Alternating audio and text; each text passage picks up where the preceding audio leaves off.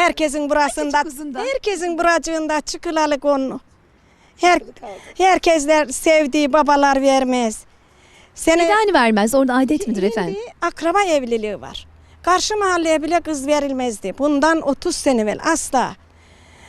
Sevsen bile karşıdan bakar, yanar yanar gidersin. Akşam gelir emmin seni ister ya dayın ister. Ben senin kızı isteyeldim der. Ben eşimin adıyla hitap edeyim.